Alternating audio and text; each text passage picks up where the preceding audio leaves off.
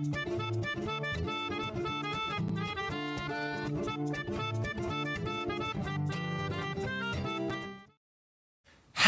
you guys, and welcome to the Steele Hyperchat. It is Friday, the 19th of March, 2021.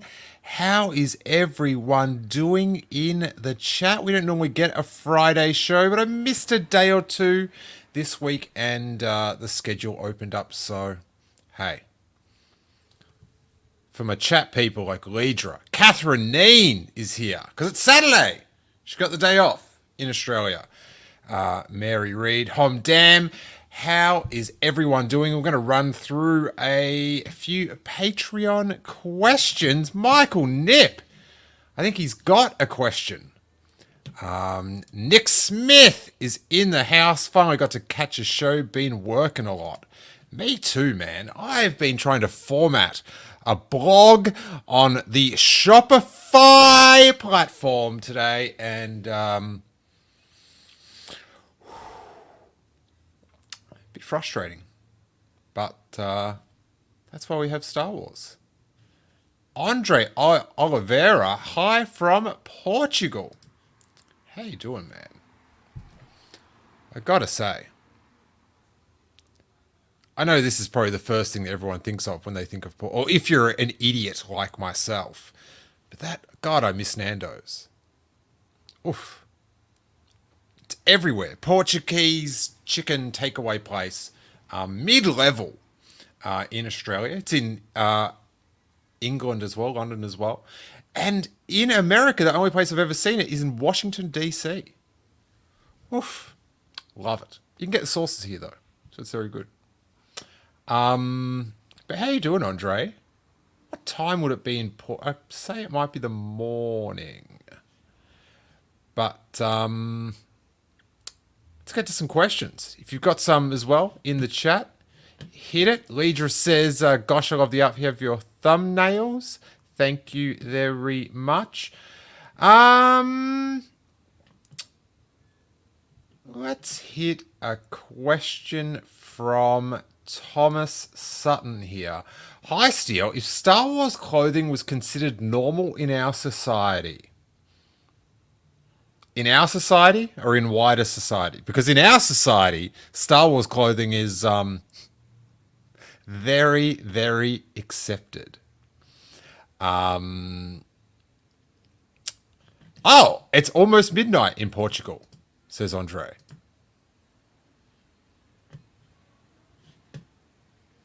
Excellent. Excellent. Anyway, yeah. In our society, our little Star Wars society, Star Wars clothing, very accepted. Otherwise, would be looking quite strangely at that Sal Perales, don't you reckon? More so. Personally, I already have one outfit that looks very Kylo Ren, and one. What do you got an outfit that looks like Kylo Ren for? Jeez, Thomas. And one that is pretty Medal Ceremony Luke. That's a dope one. That is a dope one. Thanks as always for brightening up our days. I'm going to be boring, but I reckon the Corellians, good vibes with the Corellians.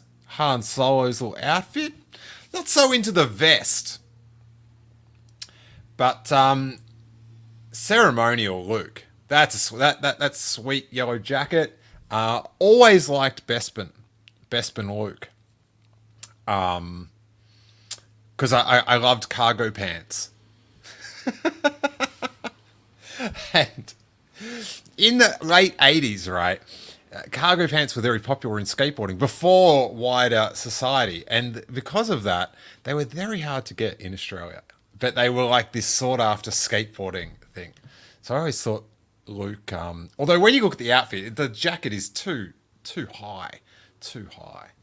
Probably if you're thinking more Star Warsy, Jedi Luke, you got to think about the alternate reality. Alternate realities. Talk about that Snyder cut. Jesus, that hit me for 6 towards the end. Anyway, hey Pete. Um, Holly Prosser says, first time commenter, long time listener. Hey Holly, Star Wars jackets are 100. What was I talking about? Oh, yeah. The prequels. If all the Jedi dressed like Jedi Knight Luke Skywalker instead of Hermit Obi-Wan Kenobi.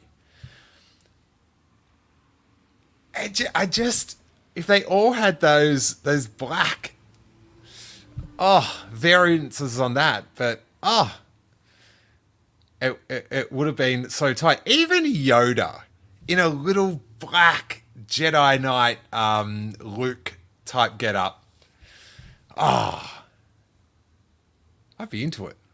I'd be out into it. Oh my god. Kylo Ren just fell off. Adam Driver. Sorry. If you're listening to the podcast, a magazine just fell off that was standing up there. Michael Aud says, Luke was a trendsetter. He wasn't a trendsetter. No one else did it. He was just rocking his own. He's like the Kanye of Jedi, just designing his new outfit. And that's what the kids wanted. That's what the kids wanted. Yeah, so Jedi Knight Luke. I said that'd be pretty sick. I want to be trendsetter yet. Yes, Michael.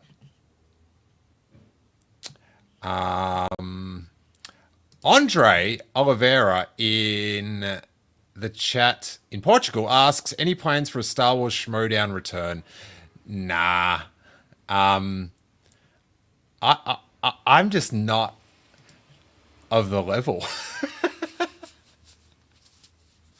I am not of the level. So they got me in there. I told some jokes, messed up some questions, and I'm out. I was going to do something, but later on, but not as a competitor. But it just didn't work out. So Michael is defending his Schmodown championship tonight. Oh, good luck to Mr. Damon. See, yeah, like I always tease Alex,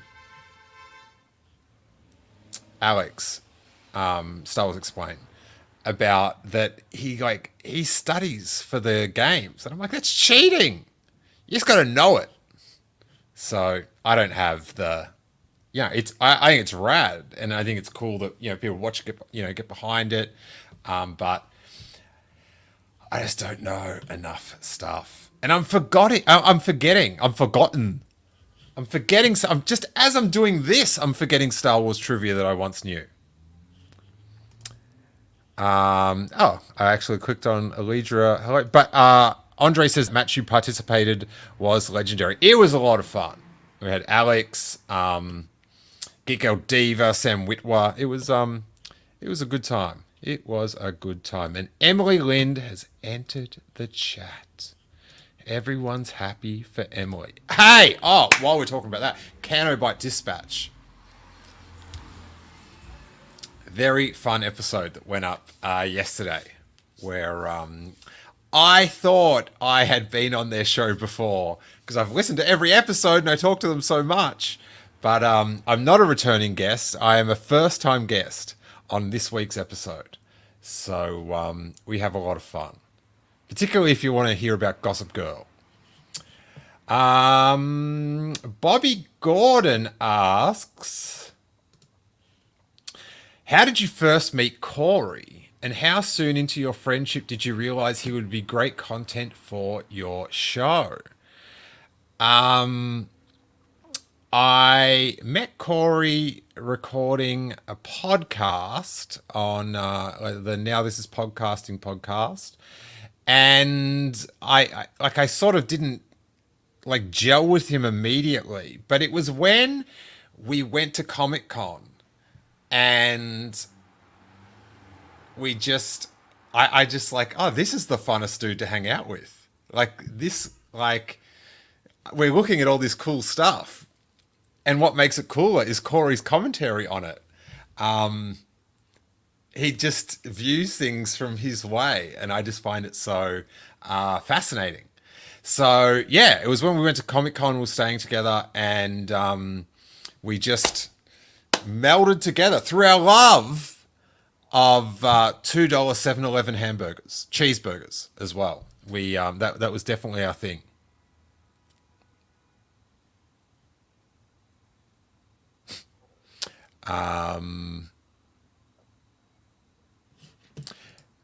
Matthew Thurban says, I also thought you'd been on Cano Bite Dispatch before.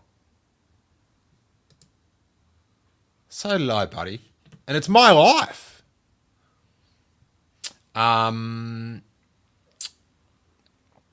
Michael Nip, who's in the chat, asks, have you ever met any Aussie actors in their younger days before they became big stars?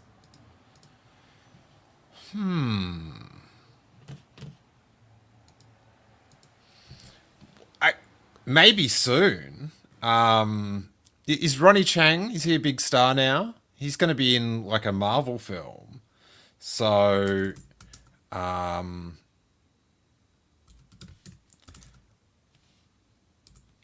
like, maybe him. Maybe him.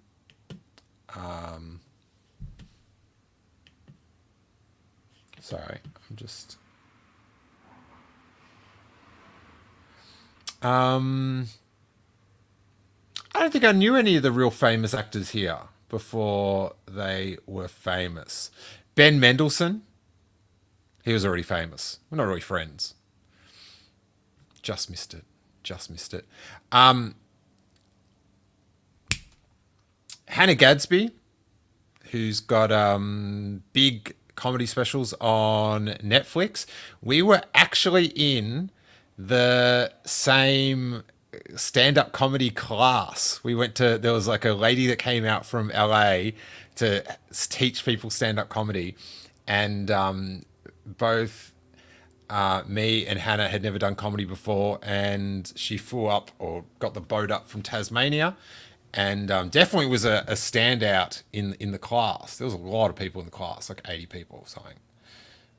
Would have been 80, at least 50. But yeah, so knew her from then. But as far as like the famous movie actors, oh, Josh Lawson, but he was also always already pretty well known. Maybe not in America, but in Australia. But he's playing Kano in Mortal Kombat, and he's went on the podcast.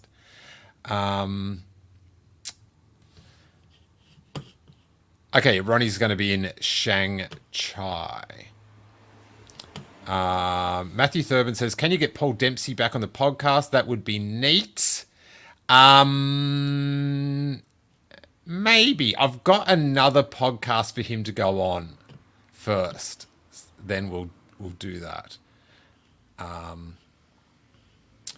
Jim Grote in the chat says, who is your white whale when it comes to interviewing a Star Wars celebrity? You've gotten some pretty big names already. Is there anyone you'd love to get 5 minutes with? Would it be George or other? I like George would be good, but I'd just ask him about The Rock. What's with The Rock? How did you get the idea for The Rock in the Star Wars Blu-ray in front of R2? But Mark Hamill has definitely been the white whale, as it were. I was meant to interview him at Celebration Chicago, and like in the press row, and he ran out of time because he was talking too long to Ash Crozen,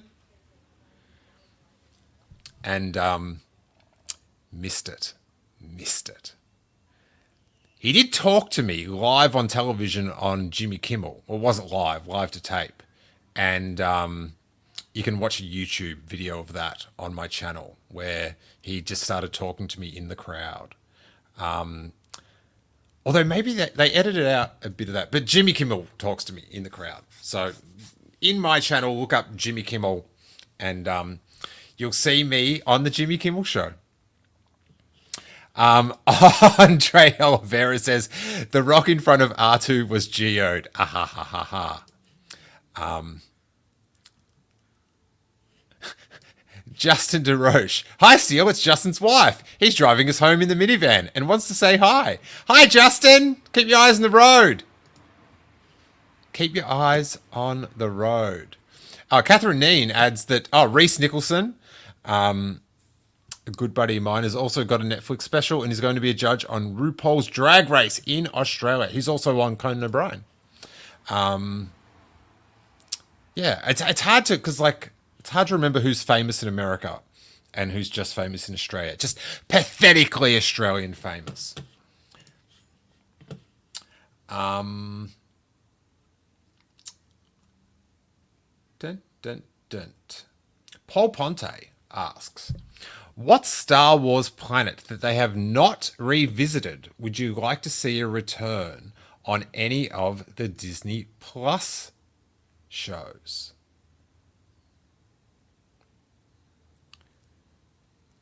Coruscant. Is this revisiting? Get back to Coruscant. I'd love to see it again. What a fascinating place. Like Alderaan, and that could definitely come in with Cassian. There could be some Alderaan. There could be some.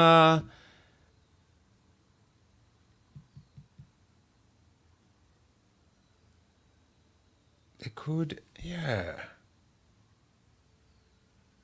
That would be sick.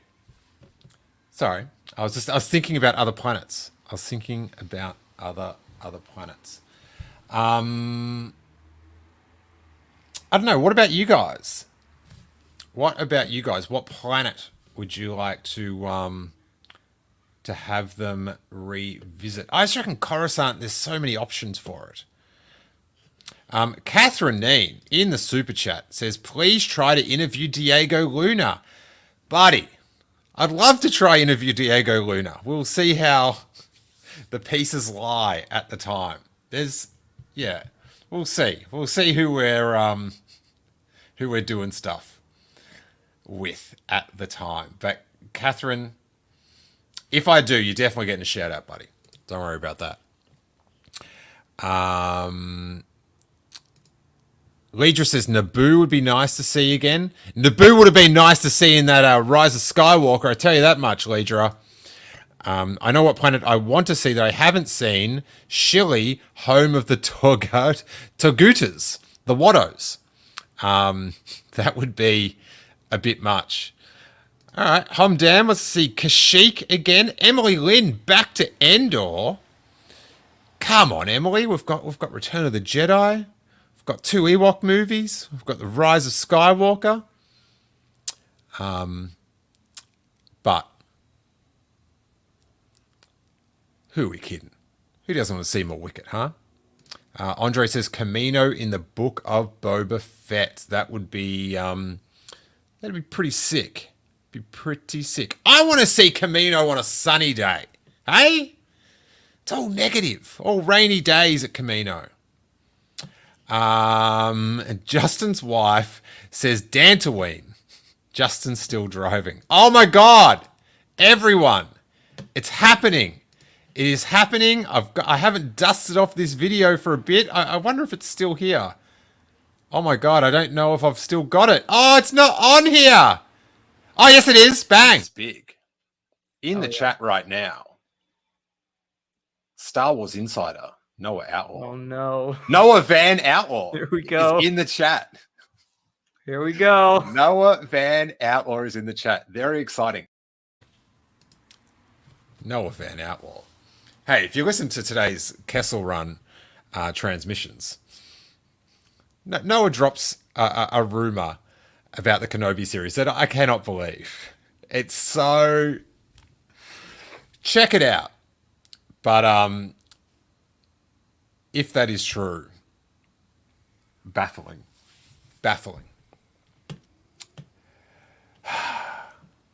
Jim Grote says, I thought your instant reaction videos for Mando were great, and they certainly seem to please the algorithm. Oh, yeah. Are you planning on doing more for the upcoming shows like Bad Batch in May? I am. If I will do the first one, and if it's fun, I will keep doing them. Because I don't want to force it if I'm not like that invested watching. Yeah. Like, people said, oh, you should have done them for Winter Soldier or whatever. And it's just like, I'm just not, I can't fake the funk. So, but I will do the first one. And we'll do, a roundtable about all that stuff as well. So thanks, Jim. Nick Smith says, Tatooine hasn't been explored enough. Hey, always up for more Tatooine. Book of Boba Fett, get me in Jabba's palace. Star Wars era, A New Hope era Jabba's palace, perhaps.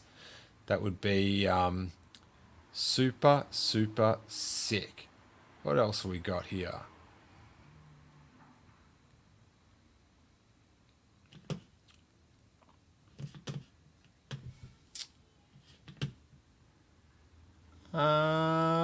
Chris LaRoe asks, hey Steele, who are some of your favorite writers and directors you would want to see Star Wars... Who are some of your favorite writers and directors you would want to see a Star Wars movie or story from? Who do you think could write The Force or maybe Jedi Origins really well? How about that Damon Lindelof? Huh? From Lost? Watchmen? Oof. What a payoff Watchmen was. I know he's done that other one, the Remainders or the Leftovers, that people say I've got to watch. I acknowledge it's good. I will watch it, but the it seemed a bit too on-brand bleak for pandemic isolation. But yeah, Jordan says he did kick butt on Watchmen, and that Leftovers is great. But he does admit it is a bit grim, or they do admit. Leidra would want to know, lol Steele, does your shirt say anything else, or are you just wearing a shirt that says Lucas? Great question. It's my Lucas 1138 t-shirt, which is, hey, it's available in that merch show store on sale for just $10. But it's a riff off the Austin 316 wrestling t-shirt, which, very interesting memory, which I had to once explain to Jet Lucas. He asked me, what does that mean? So there you go. It's what a celebrity name drop that was.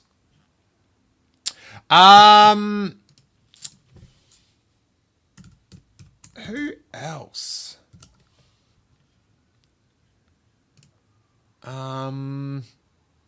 James Gunn. Like, watching the first Guardians of the Galaxy, like, I knew nothing about... I knew it was like a Marvel in space, and I went to watch it. And halfway through... And I think it came out... Yeah, it came out before Force Awakens. So, I remember watching it just halfway through. It's like, these characters rule. They're having such fun in space. Like, this... Like, if this was in Star Wars, this would be such an amazing film. Like, it was an amazing film, but if it was like had Star Wars branding and they were getting chased by TIE fighters, you know, it's all the trappings that we love. So yeah, give me some James Gunn Star Wars. That would be pretty sick. And Carlton Cuse, both different ends of the spectrum. So that's a good one. Holly X asks, maybe you've already talked about this and I missed it, but I do remember correctly that your wife was slowly watching Mando and you were waiting to show her your reaction video. What did she think? Cliffhanger. She still hasn't seen any more episodes. Because she puts it off because she's like, oh, I'm going to have to podcast after this. Why isn't my phone charging on my computer? There we go. So she puts off watching another episode of season 2 because she just gets self-conscious about podcasting. And it's hard to line up the time when we're both very awake with Harry and stuff like that. She still doesn't know. Still doesn't know. This is interesting. Jim Grote. I didn't know about this, Jim. After all the griping about Disney abandoning the Legends material, are you surprised that the figures that went on sale today, Jackson, Carnor Jax, etc., didn't sell out almost instantly? So they're still available. It's a double-edged sword. Yesterday we covered this, the surprising new figures from Hasbro. And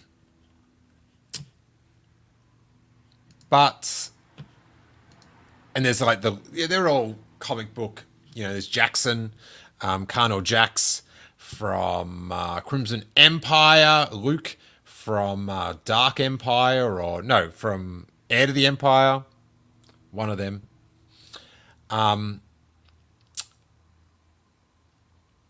Who's the other character? Carnor Jax, dun dun dun. Right there. Who's the other character in that? Can I see? Oh, Darth Maul with his top off out of the comic. Yeah, it's a double-edged sword because I guess if they're producing the same amount that they had been for the other figures, you'd expect them to sell out. You would like for them to increase quantity so they don't instantly sell out. But yeah, I just don't think that Jackson, for some people, it's like, oh, Jackson, but I just don't think it's that widespread, and quite often when they do these characters, it turns out it's like, not everyone liked but not $20 liked it or $30 Jim says, 3 of the 4 are still available on Hasbro Pulse. The only one that sold out and quickly was the Maul. That makes sense. I would... Yeah, I don't know. I would definitely say it would go... I would think it would go Maul, Luke, Jackson, and then Carnor Jax in how popular they are. But it's interesting. Yeah, I don't like. I think it's good. People complain that they all sell out instantly. So obviously they balanced up the Maul. If they've produced the same amount, they should not have done that. More Maul. Do you know what I mean? Because if they just say they did 4 times the amount of Mauls, but they sold twice as many, and the other one sold out, and there's still Mauls. You go, oh, Maul didn't sell, but they produced more. Am I making sense? But it feels like they produced the same numbers of each figure, and they should have balanced it out a little bit.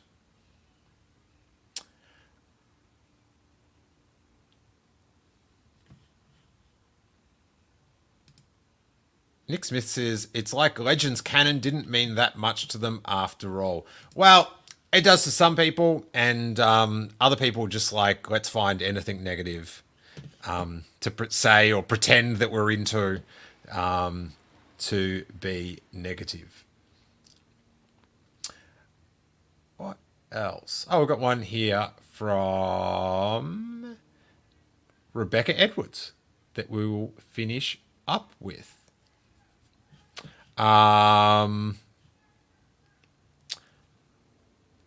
Matthew Mole's not happy with the algorithm.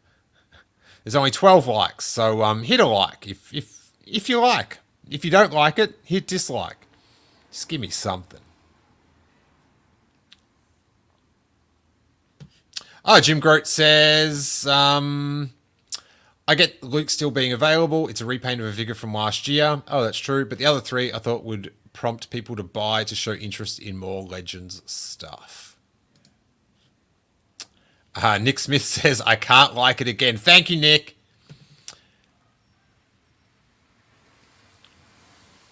Matthew Mole says, what is your greatest theory for the Taika Waititi Star Wars movie? That it's the birth of the Jedi. And it's just a wild adventure in amazing lands with characters you cannot imagine. And the genius is going to bring it to us. It's pretty simple. My one. Okay, Rebecca Edwards says, with all the...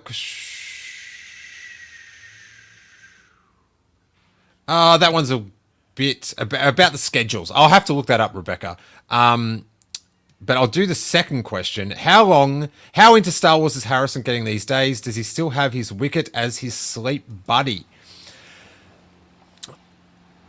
He still respects Wicket, but at the moment, he's obsessed with construction toys. Tractors, diggers, steamrollers, concrete mixers.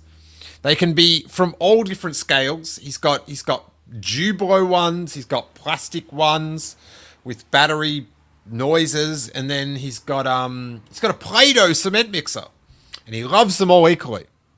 And they all have to be lined up on the mantelpiece behind his bed every night before he goes to sleep. So the Ewoks have been set aside for that. He still plays with Baby Yoda and the robot, the animated Wookiee Chewbacca. But construction, he loves Baby Yoda. He's got like a Baby Yoda socks that he wears every day. Baby Yoda sock. They look after his toys.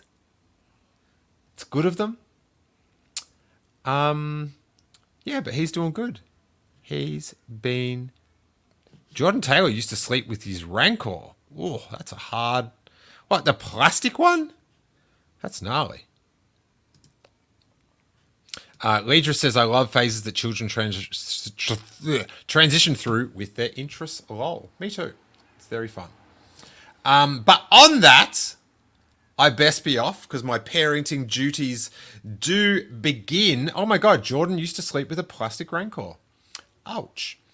My parenting duties do begin in half an hour, 33 minutes. So I am going to get set for that. But have a great weekend. And we'll see you on Monday. Get well soon to our boy Corey. And if you want to write a question for the next Patreon, just it's $3 to be a Patreon for the month. You get tons of bonus content in your podcast feed, as well as 800 back episodes. But I'll post up another link for these, and you can answer some questions, or I'll answer your question, give you a shout out next week. Leidra says, have a great weekend. Humdam says, have a great weekend. Jim Grote says, have a good night and a better weekend. Justin DeRoche says, thanks, Steele. The minivan is in the garage and the algorithm has been respected. Sal Paralysis says, hi and bye. He is a late comer. Thanks to everyone. Thanks to Catherine for the super chat. That is very kind. Stay safe this weekend. Have fun. I will chat to you in the comments on Twitter, all that good stuff. And may that force be with you.